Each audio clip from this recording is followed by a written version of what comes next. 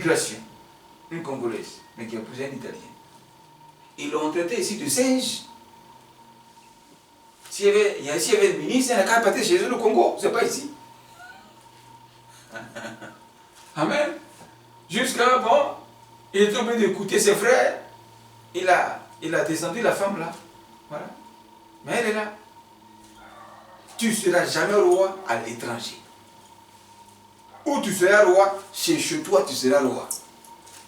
Quand tu passes, tu dis, ah, mon frère est arrivé, on te lève. Mais ici là, c'est quel lui-même qui dit, vas-y mon frère. Tu n'es pas son frère. Il tient un collègue au travail, quand tu sors de là, il ne te connaît plus.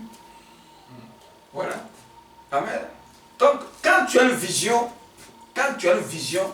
Dieu va te demander des choses sacrificielles pour la vision. Quand tu as une vision, il y a des choses que tu dois te séparer. C'est comme le mariage. Tu étais célibataire, tu avais une vie que tu vivais en tant que célibataire. Désordonné, tu sors quand tu veux, tu rentres quand tu veux, tu fais ce que tu veux, tu dépenses comme tu veux. Le jour où tu décides de te marier, car le mariage est une vision, le jour où tu décides de te marier, tu n'es plus seul, tu es deux, toi et ta femme. Et en elle se trouvent vos enfants. Donc une famille. Ce que tu faisais en tant que célibataire, tu ne peux plus faire ça quand tu es marié. C'est un sacrifice. Les amis avec qui tu buvais, tu côtoyais, tu sortais, tu te couchais là, tu ne vas plus les fréquenter. C'est un sacrifice. Tu dois te séparer d'eux. C'est obligatoire. Si tu veux rester dans la vision du mariage, tu dois te séparer d'eux. C'est ça, beaucoup de femmes aujourd'hui n'ont pas compris. Que ma copine d'hier, mon amie intime d'hier, maintenant je me suis marié, elle est encore célibataire, elle continue à s'attacher à elle. Et pendant que toi tu t'en vas avec un esprit marital de femme responsable, elle dans sa tête n'est pas responsable, elle est célibataire. Bon, c'est quelle communication, quelle amitié, quelle compréhension, quelle vision de la vie vous allez avoir d'eux. C'est une cacophonie d'esprit. Pendant que toi tu penses responsable, elle pense solitaire. Vous allez vous dire quoi? Vous allez vous dire quoi? Ce qui doit se faire, séparez-vous. Mais les femmes ne vont pas comprendre ça. C'est là, c'est mon ami intime, on a grandi ensemble, on est ensemble. Et puis, qu'est-ce qui se passe? Elle a vu sa copine à la maison. Viens connaître chez nous. Voici mon mari, voici mes enfants, voici notre maison. Ah, la copine, c'est une belle maison, hein? Et tu penses que c'est avec joie qu'elle apprécie ta maison, alors que c'est avec grande jalousie qu'elle apprécie ta maison. Voici mon mari, il est beau, hein? Tu as vu un beau mari. Et tu penses que l'entrée t'a encouragé, alors que c'est avec jalousie et pas de ton mari. Et à la fin, la copine finit par prendre le mari de sa camarade. Et puis il est étonné. Mais je pensais que tu étais ma copine, c'est comme ça que tu m'as fait, je ne sais pas que tu viens. Mais voilà ce que tu voulais. Comment l'esprit et la chair peuvent cohabiter ensemble, avoir une vision? Ça ne marchera pas. Voilà que Dieu dit, c'est pas toi de la chair, c'est pas toi de l'autre. L'autre là va t'empêcher d'avancer. L'autre, c'est comme tes deux pieds là. C'est ça que tu te déplaces. Et puis voici qu'on a pris une corde pour attacher un de ton pied à une brique. Et puis on dit, bon, faut avancer. Et puis tu dis ton pied, ça ne bouge pas. Pourquoi? Parce qu'il y a une corde qui lie ton pied à une brique. Et tu veux avancer, c'est lourd. Tu vas faire quoi? Si tu veux avancer, qu'est-ce que tu vas faire? Hein? Tu dois couper la corde pour te libérer de la brique. Donc l'autre était un lien pour Abraham et un poids lourd pour Abraham. S'il veut avancer, s'il veut atteindre le but pour lequel Dieu l'a appelé pour dire je ferai de toi le père d'une multitude, il doit se séparer de l'autre. Et quand Dieu a parlé de la multitude qui est sortie après Isaac et Jacob et les 12 tribus, on n'a pas parlé de l'autre d'État. Est-ce qu'on a parlé de l'autre d'État? Hein? L'histoire de l'autre s'est arrêtée le jour où Abraham s'est séparé de lui. Après ça, on n'a plus parlé de l'autre. On a parlé d'Isaac, de Jacob, des 12 tribus d'Israël. On n'a pas parlé de l'autre d'État. L'autre, son histoire a pris fin à partir de Genèse chapitre 13. C'est là que l'histoire de Lot s'est arrêtée, avec Abraham.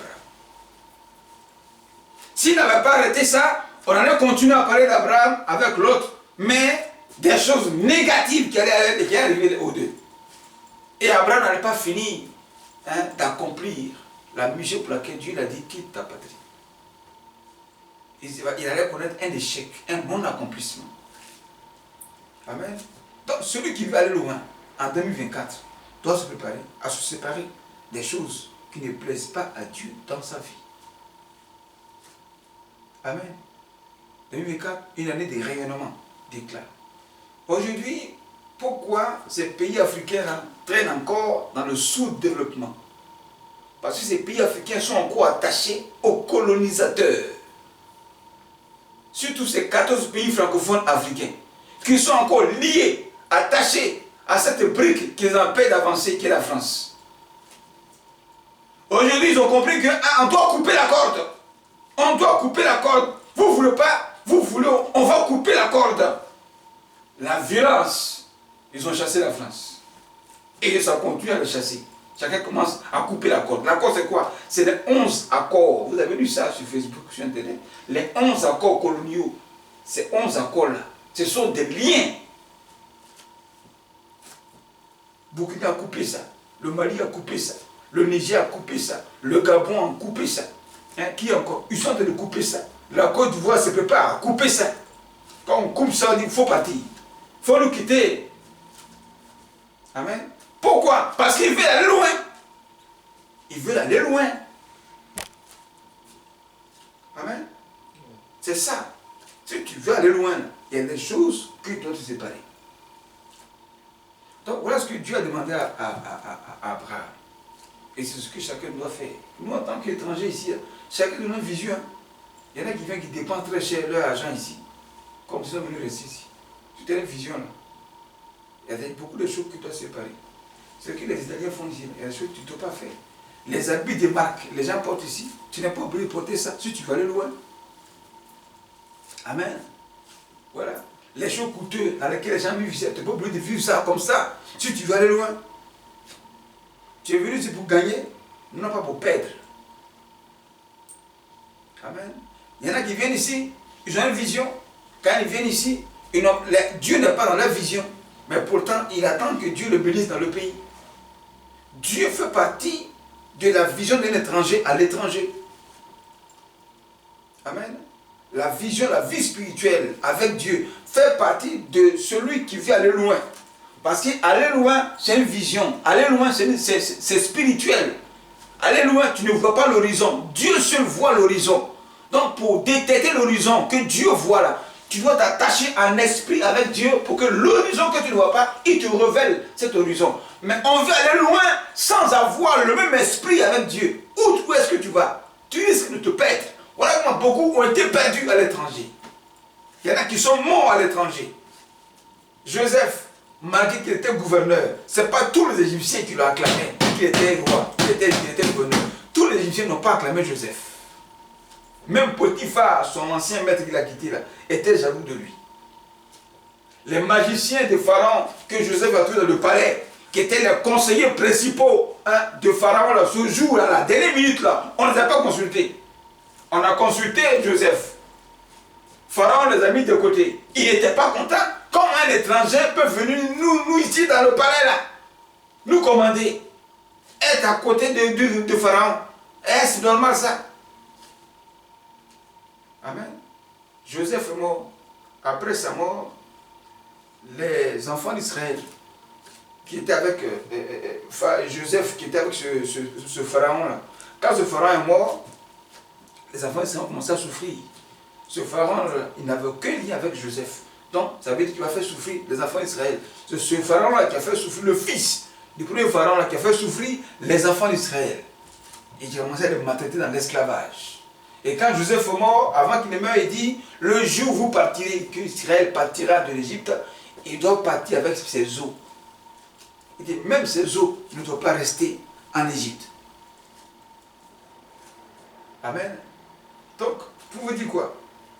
Quand tu veux aller loin avec Dieu, tu dois faire comme Abraham. Amen. comme Abraham. La vie chrétienne est une vision. Là, je parle de plusieurs visions. La vie chrétienne est une vision spirituelle. La vision spirituelle, c'est de trouver un jour au paradis. C'est ça la vision spirituelle. Mais cette vision spirituelle au paradis, qui est un lieu saint, donc tu dois te préparer à une vie sainte sur la terre. Pour mériter le lieu très saint éternel. Donc ce sont les saints, ceux qui meurent dans la foi dans les saints, qui vont au paradis, le lieu saint éternel, la vie éternelle. Donc, se séparer des choses malsaines sur la terre, c'est de vivre dans la sanctification, la vérité, la justice, l'honnêteté, être un homme parfait, un homme bon. Voilà. Mais aujourd'hui dans l'église, beaucoup se disent que ça c'est difficile à vivre. Voilà, c'est difficile.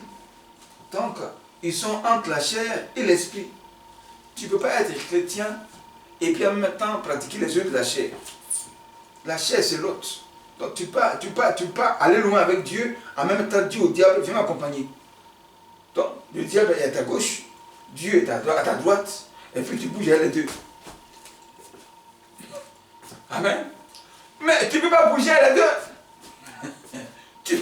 Les deux là, ils sont opposés. Les deux là, ce sont des ennemis. Les deux là, ils ne s'aiment pas. Les deux là sont en guerre. Les deux ne cohabitent pas ensemble. Et puis toi, tu bouges à les deux. Il y a un qui a été lâché. À tous les coups. Et celui qui a été lâché, Dieu n'est pas hypocrite. C'est lui, il sera le premier à te lâcher.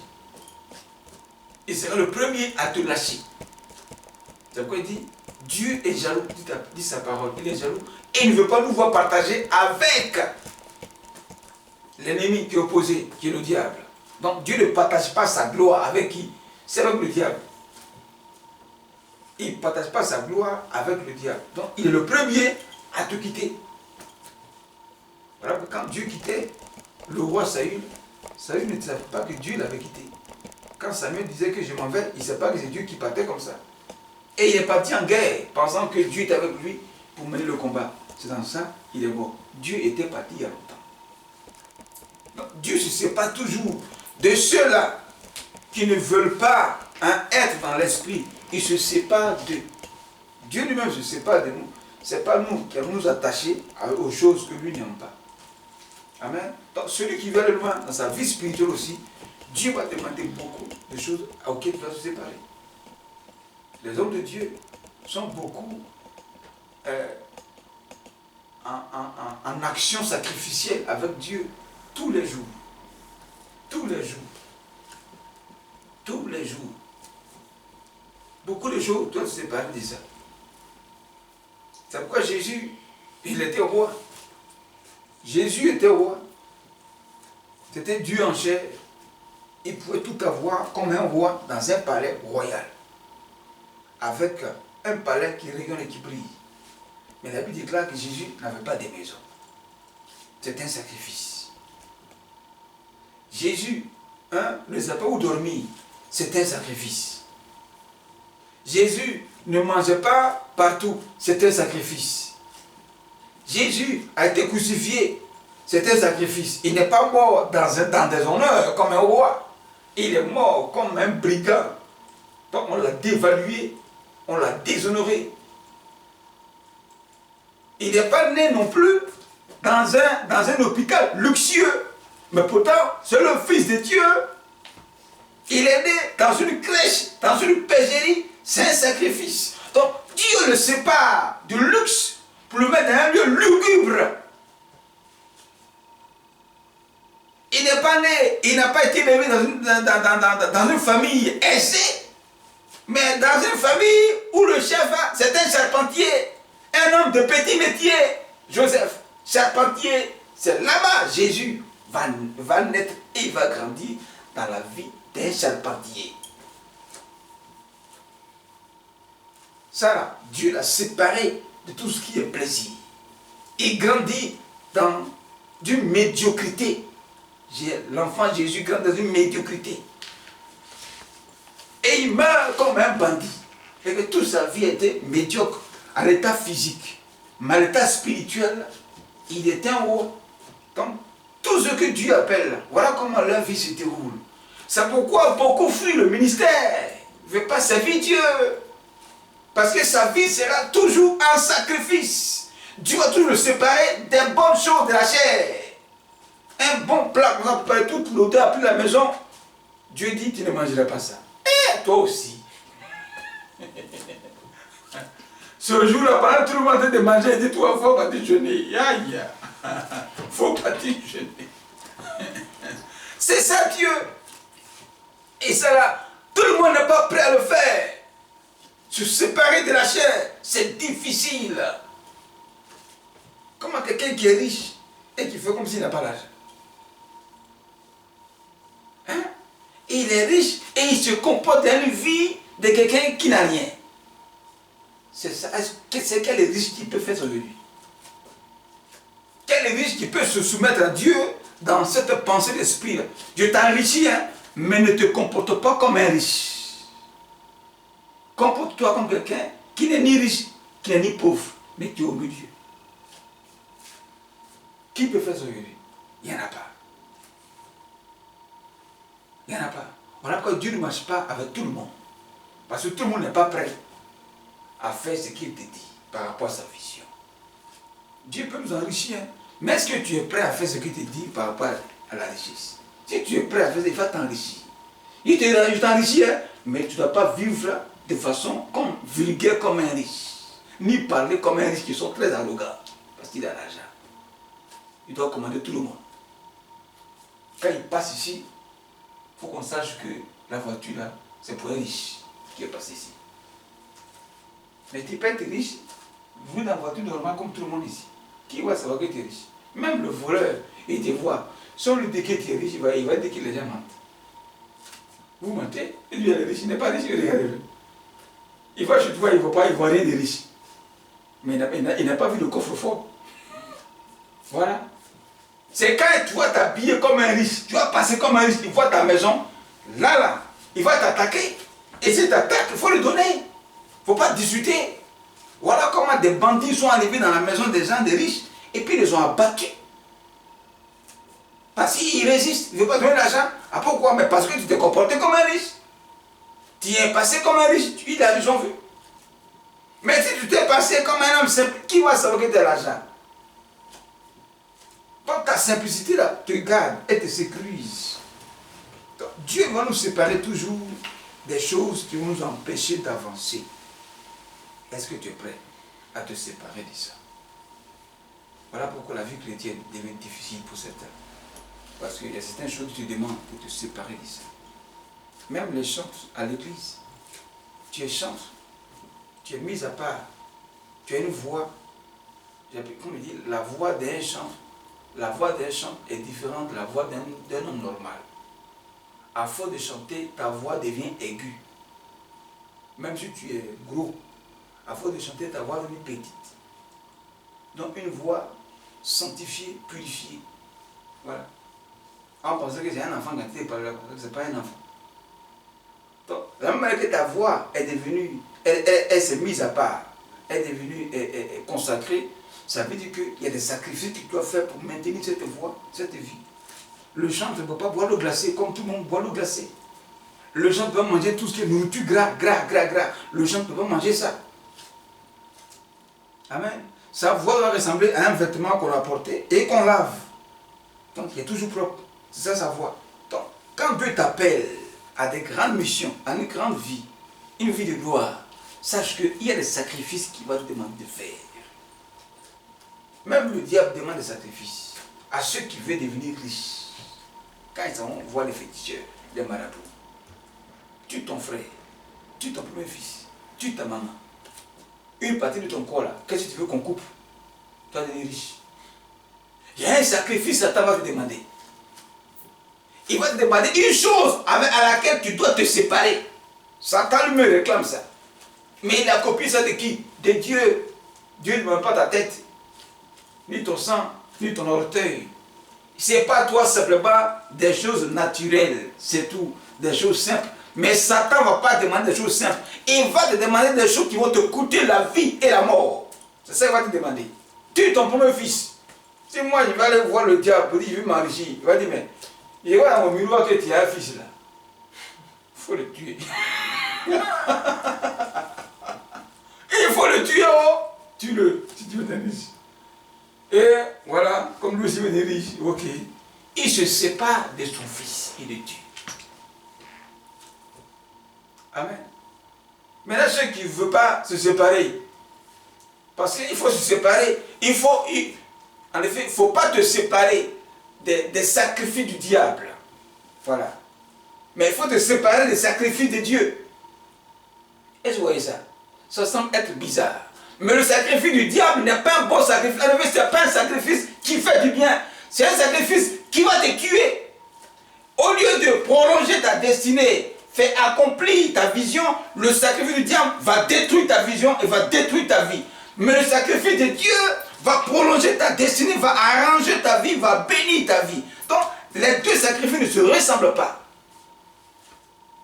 Les deux séparations ne se ressemblent pas. Satan peut te dire, comme maintenant je te bénis, tu es grand, il faut être arrogant, parle mal à tous ceux qui autour de toi. Et puis tu dis, oui, j'ai compris. Comme ça que tu es, c'est toi le boss. Alors que tu ne sais pas que le résultat qu'il attend, que tout le monde se sépare de toi, que tu restes seul. Comme ça, ils vont peut te tuer. Est-ce que tu vois ça? Lui, il ne sait pas ça. Et toi aussi, bête que tu es, tu vas t'engager. Parce que tu n'as jamais, tu parles mal, tu tues, tu es arrogant. Mais ils s'en vont, même tes parents s'en vont, et finalement tu es resté seul. Et ceux qui s'en vont là, il y en a aussi qui s'en vont avec un cœur enflammé de colère. Il va se venger. S'il n'a pas pris de bandits pour t'agresser, il va aussi investir un marabout pour te tuer. Et puis c'est fini. Bon, les choses du diable, tu te demandes une séparation, il faut refuser. Voilà. Refuse les séparations du diable. Refuse la division du diable. Mais quand tu te demandes une séparation, il faut accepter. Parce que c'est pour ta bénédiction. Donc, ce que Dieu a demandé à Abraham ici, il n'a pas dit qu'il faut tuer Lot. Il dit, c'est pas toi simplement un esprit de Lot. Voilà, parce que la vision que j'ai avec toi là, Lot là, il va t'empêcher d'atteindre ça. Déjà par là va commencer, parce qu'il a des biens, toi aussi il a des biens, vous deux, vous êtes chef. Sur un territoire, c'est pas normal. Donc, c'est pas toi de lui. Tu es chef ailleurs, à droite, lui le chef à gauche, et puis la vie évolue.